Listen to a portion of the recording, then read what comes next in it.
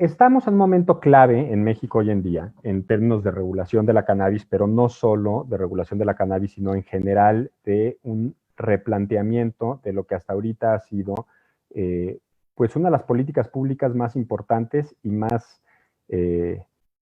gravosas para el país. Me refiero a la prohibición. O sea, tenemos que entender que lo que está ocurriendo ahorita no ocurre en un vacío. La discusión que está dando en el legislativo no se está dando en un vacío, se está dando en el contexto de 15 años de guerra contra las drogas, de una guerra que ha sido devastadora para el país, para sus instituciones, en el cual la prohibición ha sido llevada a su máxima expresión tanto con leyes punitivas como con, sobre todo, su implementación militarizada. Y eso ha generado una serie de costos brutales para el país, pero no para todos por igual.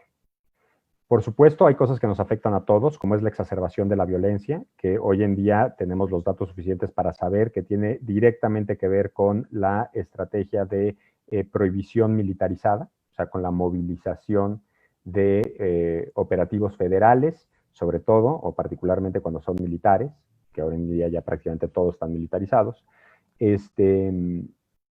a distintas zonas del país para tratar de contener el narcotráfico, o así es como inició la militarización.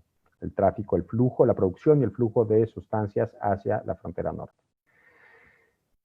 Sabemos que eso ha exacerbado la violencia en donde ya la había y que ha dispersado la violencia por todo el territorio nacional. Además, estamos teniendo esta conversación en un contexto en el cual, en particular, el mercado de la cannabis se ha abierto en distintos espacios internacionales, pero en particular en nuestra región. O sea, de los países, de los 3 países que conformamos América del Norte, 2 de ellos ya tienen robustos mercados de cannabis, tanto medicinal como con fines personales. Solo faltamos nosotros. Además, ha habido un proceso legal muy complejo que si bien si bien ha afectado en la práctica solo marginalmente a nuestro país, en términos formales ha sido realmente revolucionario y ahí hay que subrayar en particular el fallo de la Suprema Corte en materia de uso de la cannabis como tutelada por el derecho al libre desarrollo de la personalidad. Y después de eso, la reforma legislativa, o sea, el Poder Judicial y el Poder Legislativo, la reforma legislativa para establecer el uso de la marihuana medicinal, de la cannabis con fines medicinales. En la práctica, eso ha sido prácticamente detenido en gran medida por decisión del Ejecutivo, porque el Ejecutivo no ha querido regular lo que la ley ya establece como una industria lícita, que es el cannabis con fines medicinales, y en gran medida porque hay mucho interés político en contener o en dar cumplimiento a los principios constitucionales que sirvieron de base para el fallo de la Corte que establece que el libre desarrollo de la personalidad está tutelado y tutela el uso de la cannabis. Todo esto es una forma muy compleja de decirles lo siguiente. Estamos en donde estamos porque tenemos una situación crítica en México que se ha gestado a partir de la prohibición de las sustancias. Y la cannabis es la sustancia que más se produce, que más se consume, que más se transporta y, dependiendo de cómo hagamos las cuentas, la o la segunda sustancia que más utilidades genera a la delincuencia organizada. Estamos también en esta coyuntura porque nuestra Constitución, los valores que suscribimos todos en un proyecto político común, nos obliga a permitir y regular el acceso a la cannabis. Y estamos también en esta situación porque hay un contexto cambiante internacional, específicamente en la región de Norteamérica. Entonces aquí hay 3 motores del cambio y de la revisión de la prohibición para establecer la regulación que hoy se discute en materia de cannabis. Uno tiene que ver con el desastre en seguridad pública que ha generado la prohibición. Otro tiene que ver con los principios constitucionales que, nos dice la Suprema Corte, deberían de ser respetados mediante la regulación del acceso a y el consumo de la cannabis. Y otro es la modificación radical del mercado internacional de sustancias ilícitas, que ha pasado de ser exclusivamente un mercado ilícito a convertirse en un mercado lícito para la principal economía de las drogas del mundo, que es Estados Unidos, y para nuestros dos vecinos y socios comerciales más importantes, que son Estados Unidos y Canadá. Ese contexto, que se divide en tres, nos explica o nos permite entender las propuestas concretas que se están discutiendo en el Senado y nos permite entender sobre todo por qué la propuesta específica que fue aprobada en comisiones en el Senado es una catástrofe y es potencialmente más dañino que la prohibición que actualmente tenemos. Me refiero al dictamen promovido, impulsado, en forma obcecada por el senador Menchaca en el Senado, el conocido dictamen Chaca. Y voy aquí a utilizar lenguaje coloquial para darme a entender, porque es importante que entendamos con claridad lo que está en juego y lo que va a suceder si se aprueba el dictamen Chaca. Movernos de la prohibición a la regulación tiene tres motores en el contexto actual, los cuales dos están asociados con fines que yo considero legítimos para esa regulación y que deberían de ordenar nuestra regulación. Y el tercero, que son fines que son marginales y que a la hora de introducirse como centrales en nuestra discusión de regulación, nuestro diseño de regulación, se vuelven perjudiciales. ¿A qué me refiero? Podemos estarnos saliendo de la prohibición por consideraciones de principio. Esto es, porque nuestra Constitución tutela el libre desarrollo de la personalidad y decidimos, como un principio ético, respetar el libre desarrollo de la personalidad de las personas, de los usuarios, y permitirles no solo el consumo, sino el acceso a la producción. Si eso es nuestro criterio orientador, entonces estamos nosotros construyendo a partir de lo que la Suprema Corte definió. Un segundo elemento tiene que ver con la campaña presidencial que llevó al actual gobierno y el fracaso de los gobiernos anteriores mediante la militarización de la lucha armada. O sea, después de 2 sexenios de una catástrofe en materia de seguridad pública que consistía fundamentalmente en la militarización de la persecución del narcotráfico, de los delitos contra la salud y la extensión de las instancias que persiguen los delitos contra la salud, el proceso electoral llevó a una propuesta que consistía fundamentalmente en desmilitarizar, abrazos no balazos, en atender las causas sociales que sustentan el fenómeno del narcotráfico, becarios no sicarios, fue el lema, y coadyuvaba a una actitud de reivindicación del campo mexicano, que también estuvo ahí presente. O sea, hay un proyecto político, hay un discurso político que coincide en revisar la prohibición. Y prominentes miembros de la coalición gobernante abiertamente hicieron campaña con base en retirar la prohibición. Notablemente, nuestra secretaria de Gobernación. Entonces, primera pieza que puede orientar la regulación, por principio, respetar el libre desarrollo de las personas.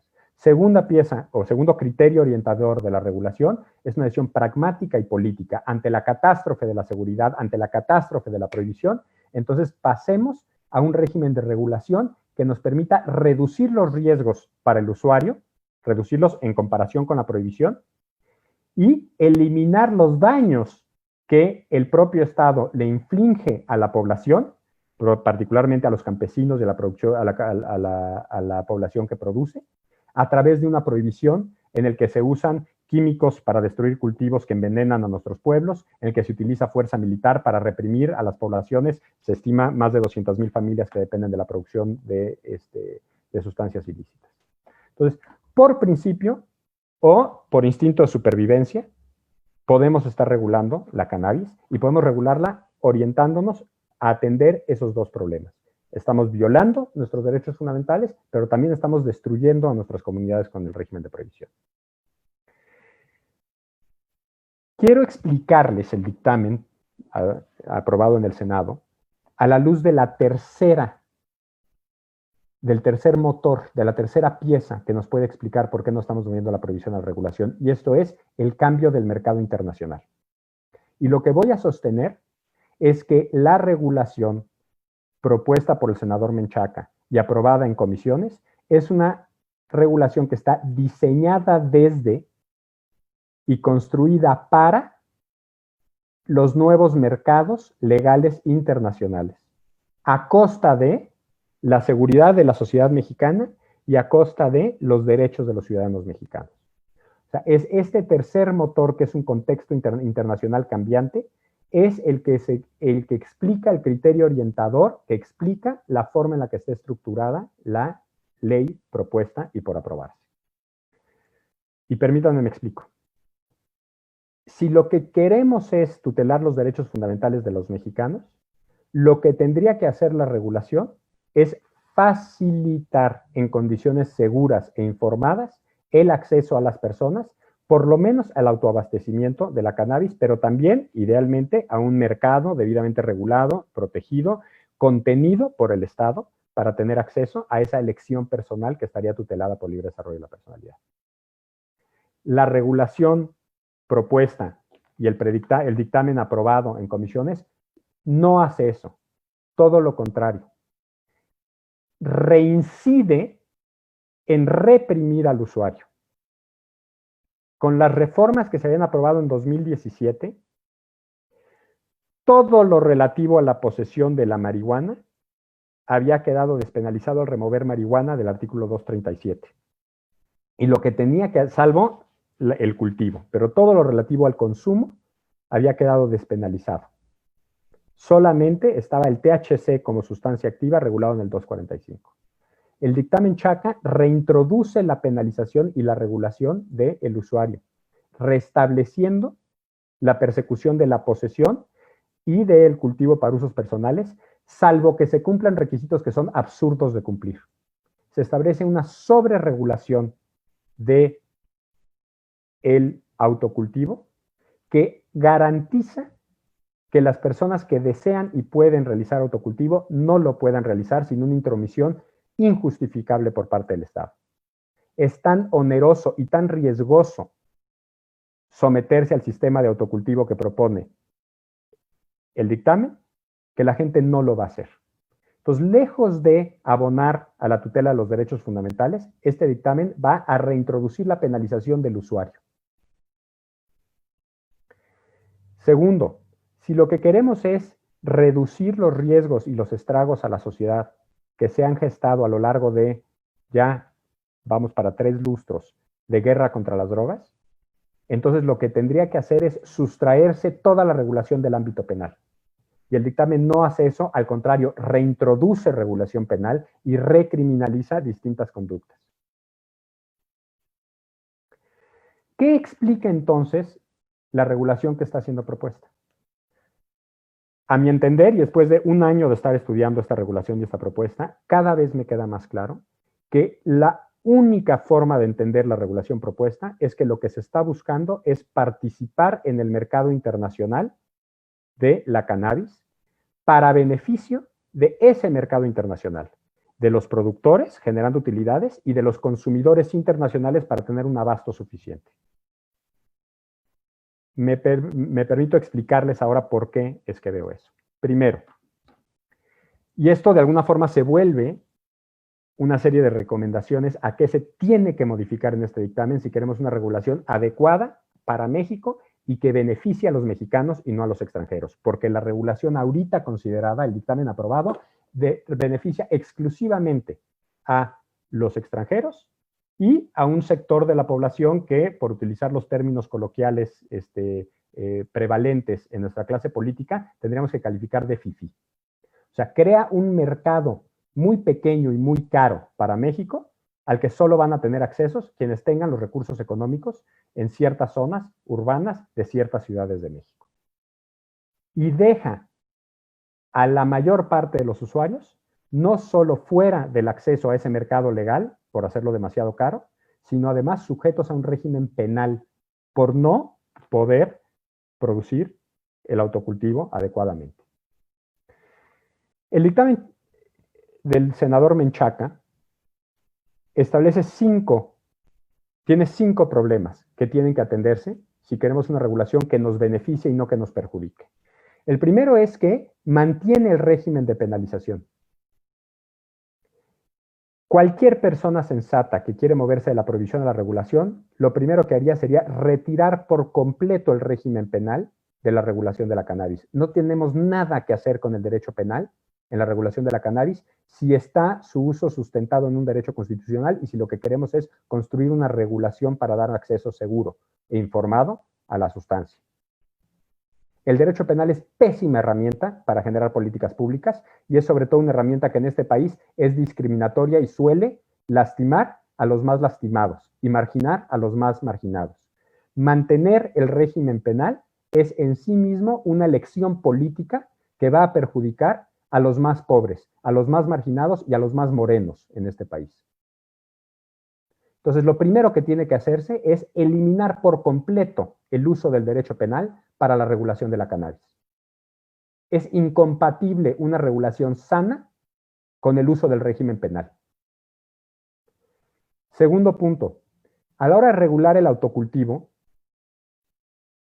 los mecanismos que establece este dictamen, tanto los requisitos sobre la semilla, el registro, la posibilidad de que las autoridades invadan la privacidad teniendo acceso a los domicilios sin antes tener un orden judicial, las restricciones que se establecen para poder cultivar y usar la cannabis, que, por ejemplo, se requiere la autorización de todas las personas que estén dentro del domicilio y no puede realizarse si hay menores en el domicilio, hace que la mayor parte de los usuarios no puedan plantar y usar su cannabis.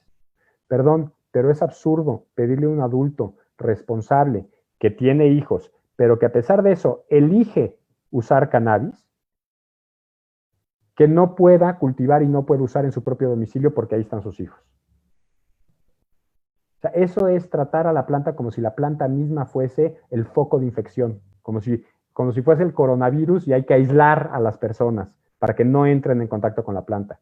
Perdón, pero un adulto responsable que puede cultivar y puede controlar su uso con la debida información, puede cultivar y controlar su uso como hace también con el alcohol. Sería tanto como prohibir que podamos nosotros tener una botella de alcohol o abrir una botella de cerveza porque están mis hijos en la casa.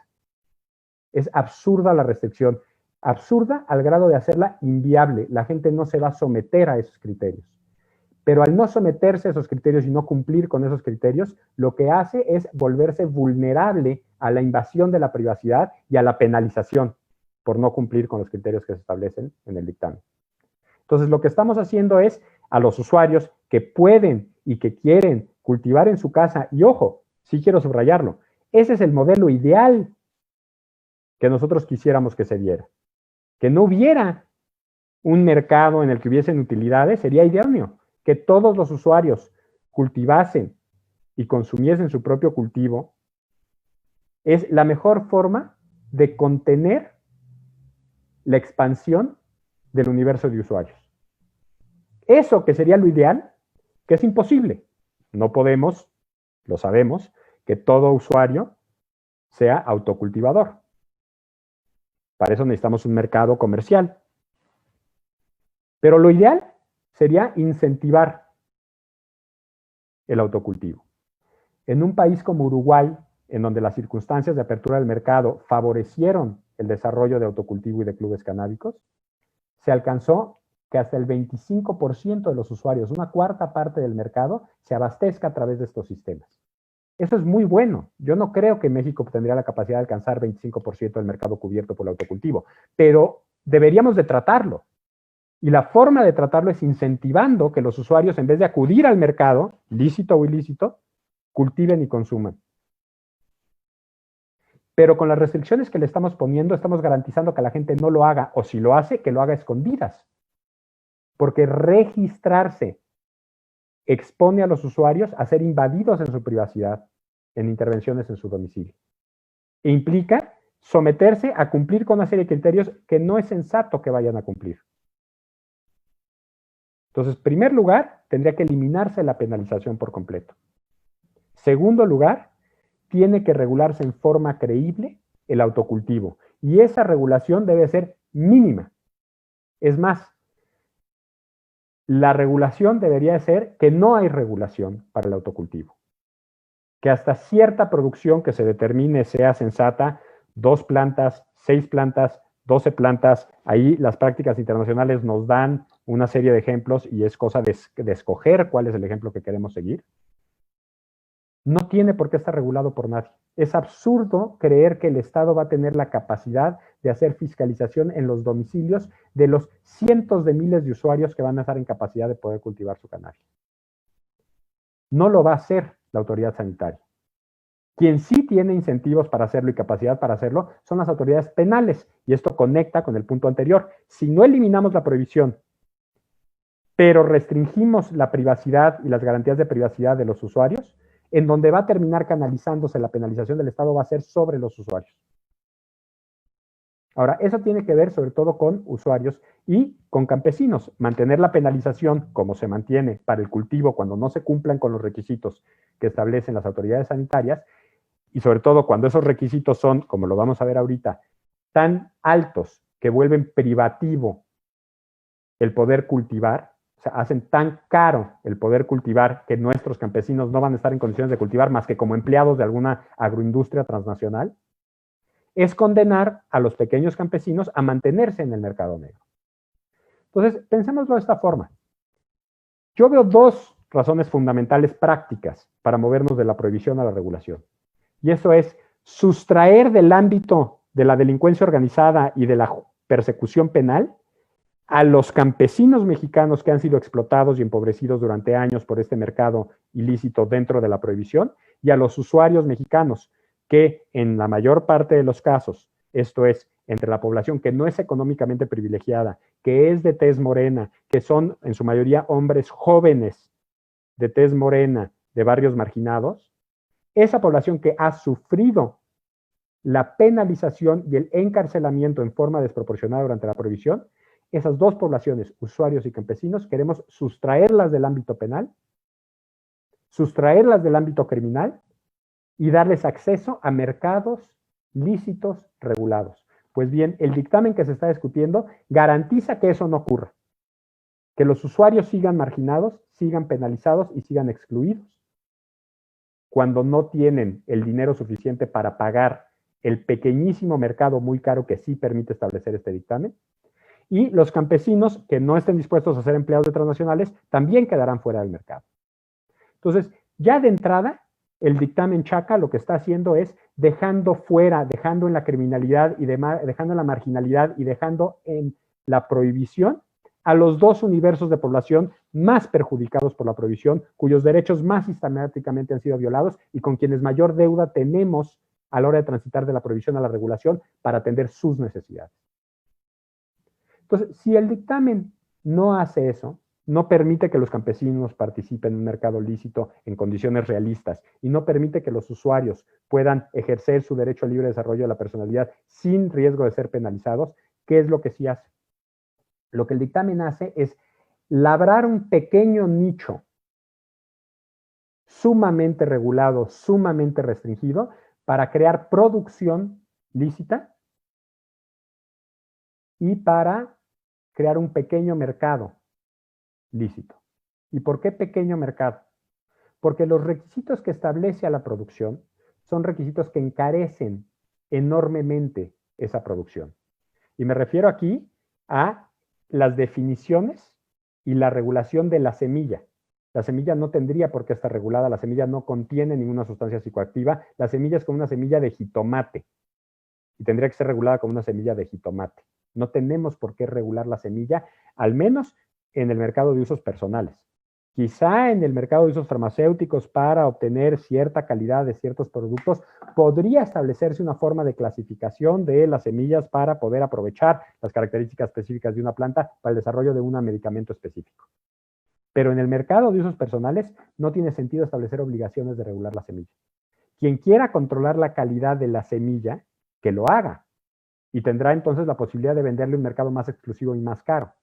Pero establecer como requisito el controlar y registrar las propiedades de la semilla y después rastrear, y este es el segundo punto, la semilla es el primero, el segundo es la trazabilidad, o sea, rastrear de la semilla al anaquel cada cogollo y cada planta, implica sistemas carísimos para nuestros campesinos y productores, en el cual tienen que sistematizar cosas como lectores ópticos de etiquetas, lo cual eleva enormemente el precio del producto final y en consecuencia excluye a la mayor parte del mercado de ese producto final. Entonces, control de las semillas, trazabilidad y al final el testeo son todos mecanismos que encarecen el producto y que hacen que los usuarios que se beneficien de ese mercado lícito vayan a ser muy pequeños porque son relativamente pocos los que van a poder pagar. Un mercado gourmet.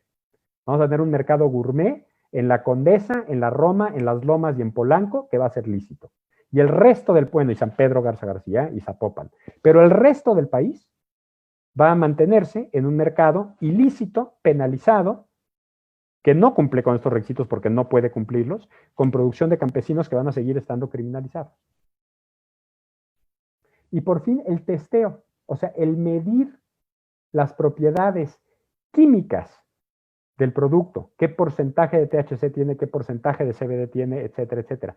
Exigir el testeo como una obligación, no como una opción para poder garantizar tu producto y garantizar cierta calidad para tus compradores que son exquisitos y quieren estas propiedades específicas. No, como una obligación implica imponer costos a nuestros campesinos que no van a poder cumplir. Ahora, ¿por qué otros mercados han adoptado el testeo, la trazabilidad y el control de las semillas? Bueno, una parte importante de la explicación tiene que ver precisamente con el hecho de que en la jurisdicción en donde surgieron la mayor parte de los primeros mercados de cannabis lícita para usos personales, Estados Unidos, es un régimen que se abrió desde las entidades federativas, desde los estados. Entonces, ciertos estados han abierto al mercado lícito, pero otros no. Y en ese contexto es muy importante mantener el control de la planta y poder identificar si la planta producida lícitamente para venderse en Colorado no se está desviando al mercado gris de Tennessee o al mercado negro de Tennessee. Si uno quiere segmentar mercados, uno establece requisitos de trazabilidad y de testeo. Pero en México la regulación va a ser federal y va a ser para todos. Entonces, segmentar mercados, introducir trazabilidad, introducir testeo, es una forma de segmentar mercados. Pero aquí no va a ser una segmentación por jurisdicción, por entidad federativa. Aquí va a ser una segmentación por estrato social. Los ricos que puedan pagar productos cuyo proceso de producción cubre los gastos de semillas controladas, trazabilidad y testeo, van a tener acceso al mercado lícito. Y los pobres que no van a tener para pagar ese mercado van a quedar segregados del mercado y van a estar en el mercado ilícito. ¿Qué va a suceder con esa estructura de mercado? Pues que México va a tener una capacidad de producción enorme, sobre todo porque van a llegar las grandes transnacionales con grandes inversiones de capital para establecer las condiciones de calidad de la semilla, de trazabilidad y de testeo que requiere la ley mexicana, pero después no van a tener un mercado interno suficientemente grande para poder desahogar su producción. El excedente se va a ir a abastecer los mercados internacionales. Y los mercados internacionales, que son enormes, no encuentran abasto suficiente en la producción nacional de Estados Unidos y de Canadá. A los grandes empresarios de Estados Unidos y Canadá les conviene tener una producción excedente en México para llevar esa producción a Estados Unidos y a Canadá y venderla en Estados Unidos y Canadá, donde el valor del mercado es mayor y se paga más caro. Estamos en un momento en el que la construcción de la industria todavía no tiene la capacidad para suministrarle a todo el mercado. Todavía no hay la capacidad suficiente de abasto al mercado. La regulación del dictamen Chaca, ¿qué es lo que va a hacer? Va a generar las condiciones para que las transnacionales puedan expandir su producción en México, que por cierto tiene condiciones climáticas que hacen mucho más barata la producción que por ejemplo en Canadá. Tiene además condiciones de diversidad biológica de cepas enorme también, por supuesto, las cepas más cuidadas están subterráneas en Ámsterdam, en California del Norte, pero aquí tenemos una enorme riqueza de biodiversidad, de diversidad cultural, porque tenemos una enorme tradición de cultivo. Y tenemos cepas que son adecuadas para este clima, para maximizar la producción en este clima. Entonces, las transnacionales van a aprovechar la experiencia de los cultivadores mexicanos, a quienes van a poder contratar como empleados, porque ellos mismos no van a poder ser productores independientes, porque los requisitos que les estamos poniendo no les permiten ser productores independientes, van a tener que emplearse con las transnacionales. Las transnacionales van a aprovechar la riqueza biológica de la producción de la cannabis en México. Y van a aprovechar las condiciones climáticas que hacen mucho más barata la producción y mucho más abundante. Pero no van a aprovecharla para abastecer el mercado mexicano. El mercado mexicano va a seguir estando en el margen, en la ilicitud y sujeto a la sanción penal. Esa producción, ese aprovechamiento de nuestra riqueza biológica, de nuestra diversidad cultural en conocimiento de cultivo y de nuestra benevolencia climática para la producción de la cannabis, va a beneficiar la producción para el abasto en el extranjero. Entonces, regresando, ¿qué es lo que hace el dictamen Chaca? El dictamen Chaca lo que hace es encarece la producción brutalmente a través de los mecanismos de control de semillas, de testeo y de trazabilidad. Y después mantiene y al hacerlo mantiene artificialmente a la enorme mayoría de los productores mexicanos y a la enorme mayoría de los usuarios mexicanos, los mantiene fuera del mercado legal. Y sujetos a la amenaza penal. Básicamente, y aquí, si uno lo ve objetivamente, es cada vez más claro, lo que las empresas internacionales diseñaron y redactaron y le dieron al senador Menchaca para que el senador Menchaca lo impulsara, y aquí quiero hacer una pausa, estoy convencido que la redacción del dictamen viene originalmente de abogados extranjeros, no solo porque defiende los intereses de las empresas extranjeras, sino porque en las distintas versiones del dictamen que se gestaron venían palabras que no existen en español, venían nociones que no corresponden al sistema jurídico mexicano y que claramente estaban tomadas del common law estadounidense, que claramente estaban copiadas y pegadas de los regímenes que se han establecido allá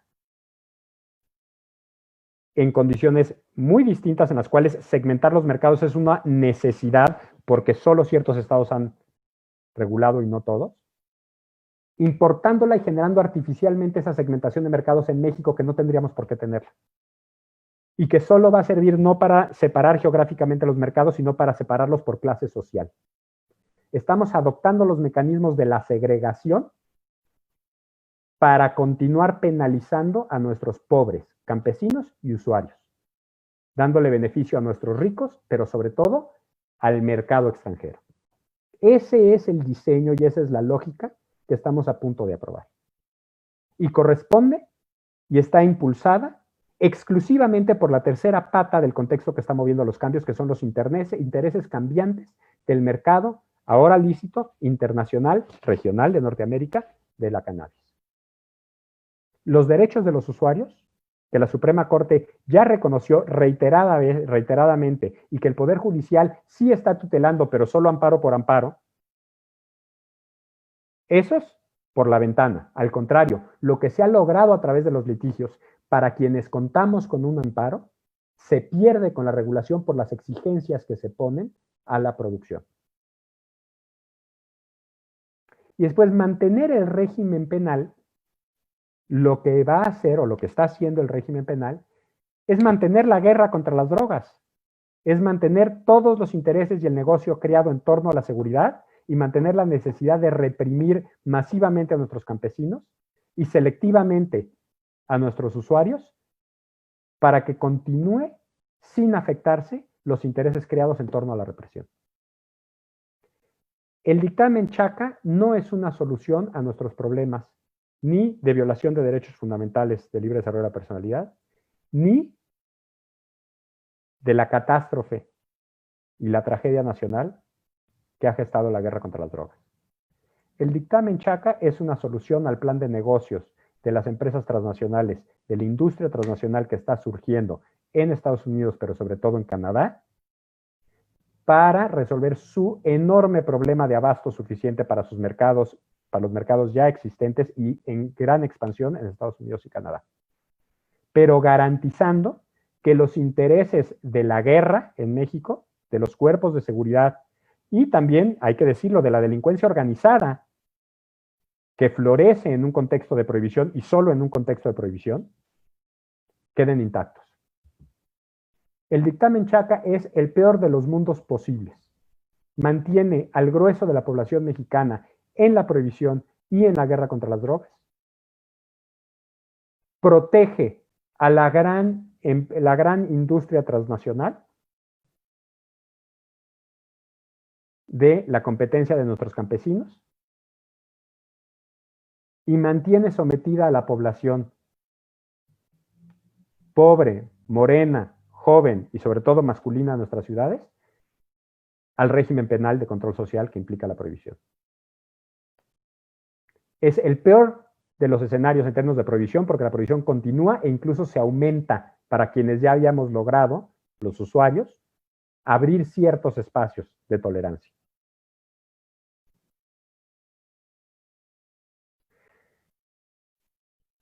Y enfoca la construcción del mercado a las grandes empresas transnacionales. Es el peor de los mundos posibles.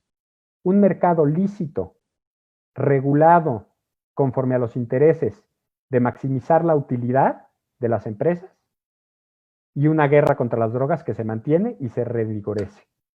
Lo que tenemos que hacer es exactamente lo opuesto. Tenemos que construir un mercado lícito que vaya orientado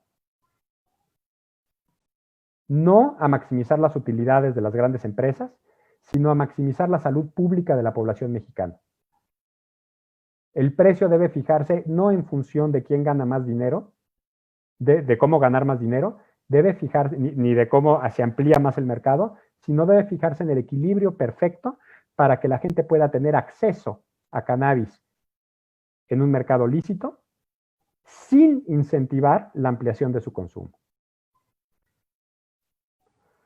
Y debe de tener como objetivo respetar los derechos fundamentales de las personas y sustraer a nuestro país del terror que ha implicado el régimen de prohibición en torno a la cannabis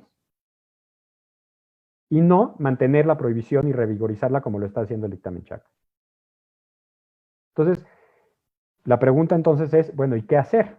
Ya está esta porquería sobre la mesa, ya está este abuso criminal de la influencia de las transnacionales a la voluntad y disposición de nuestros legisladores de prestarse para ese tipo de abusos, a prestarse a esa simulación en la que se dice que se está cumpliendo con un fallo de la Suprema Corte, pero en realidad se está vulnerando los derechos individuales de las personas, en las que se dice que nos estamos moviendo hacia la regulación, pero en realidad estamos revigorizando la prohibición, y en las que se dice que vamos a respetar la salud pública cuando en realidad lo que se está haciendo es maximizando el negocio de las empresas transnacionales.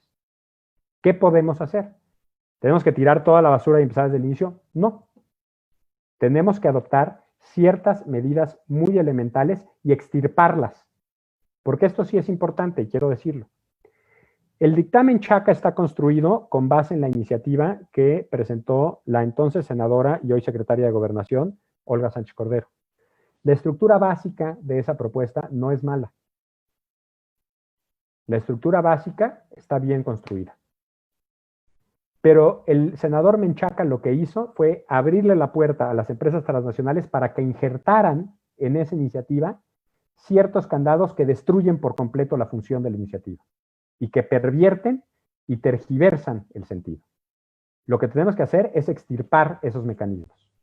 Esas piezas que Menchaca y sus secuaces introdujeron para hacer que, en vez de respetar derechos fundamentales, se continuaran vulnerando derechos fundamentales, en vez de quitar la prohibición, se reafirmara la prohibición, y en vez de abrir la posibilidad de que nuestros productores y usuarios pasaran de un mercado ilícito a uno lícito, cerrar esa llave y empujarlos a la ilicitud, todo eso se puede hacer con 5 medidas relativamente sencillas en la ley. La primera es eliminar por completo el derecho penal de la regulación. Esa es muy sencilla.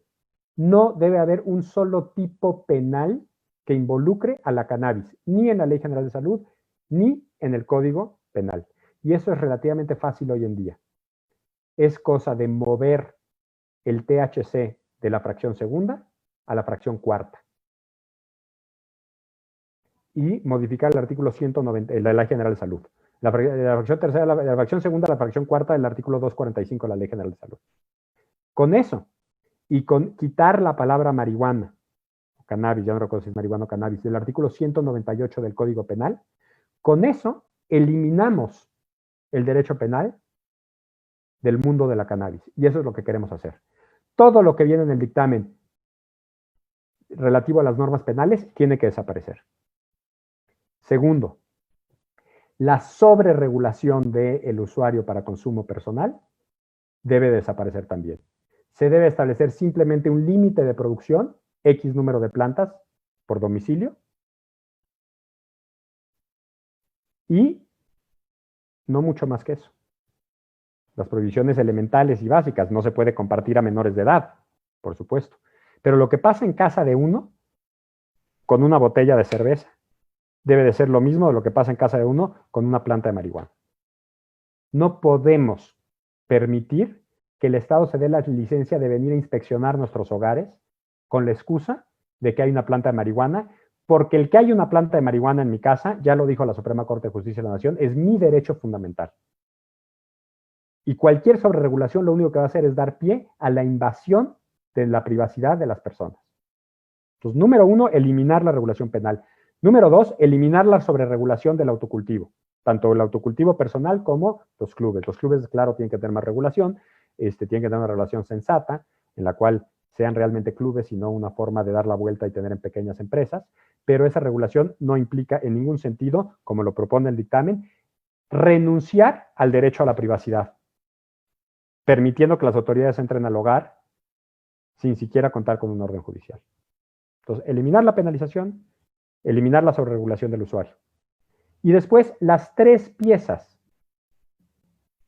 que pervierten a la producción con fines comerciales y que lejos de permitirnos salir de la prohibición y salir de la guerra contra las drogas, nos mantienen a los mexicanos en la prohibición y la guerra contra las drogas y permiten que nuestra marihuana, es así, salga de la prohibición y se vaya a abastecer los mercados de Estados Unidos. Y esos son tres: el control de las semillas, la trazabilidad del producto desde semilla a anaquel y el testeo del producto final. ¿Y cómo se pueden eliminar estas tres? Porque el argumento va a ser, no, pero ¿cómo vamos a poder distinguir entre cáñamo y cannabis? ¿Cómo vamos a poder distinguir la potencia, etcétera, etcétera? Muy bien, muy sencillo. La definición misma de cannabis, adoptada en los tratados internacionales, nos da un mecanismo sencillo y barato para distinguir entre cáñamo y cannabis. La definición de cannabis se refiere exclusivamente a la flor, porque solo la flor es la que tiene los componentes psicoactivos. Y entonces, si en vez de definir o distinguir entre cáñamo y marihuana por el porcentaje de THC que contiene, lo cual exige la necesidad de testear para saber qué porcentaje tiene una flor, lo cual excluye a un campesino mexicano de poder tener un producto que vender, sin depender de quien tenga el dinero para esos mecanismos de testeo. Es muy sencillo. La flor es marihuana, el resto de la planta no es marihuana, incluyendo la semilla, porque no es psicoactiva. La definición internacional es la correcta, es la adecuada, es la más eficiente, es la más sensata y es la que menos se presta a abusos y a invasión de la privacidad. Entonces, no necesitamos los mecanismos caros que se establecieron en Estados Unidos para segregar mercados, porque aquí no vamos a segregar mercados por entidad federativa. Introducir esos mecanismos va a segregar mercados por clase social. Y no queremos una segregación por clase social, mucho menos como está planteada, en la cual los ricos tienen acceso a un mercado caro, lícito, y los pobres tienen que recurrir a un mercado ilícito. La regulación debe de hacerse por principio o por fines prácticos de beneficio social, reducir los riesgos y los daños de la violencia que genera y que conlleva la prohibición. Pero el dictamen hoy a discusión toma una postura pragmática que claramente beneficia a la industria internacional a costa de los campesinos y los usuarios mexicanos.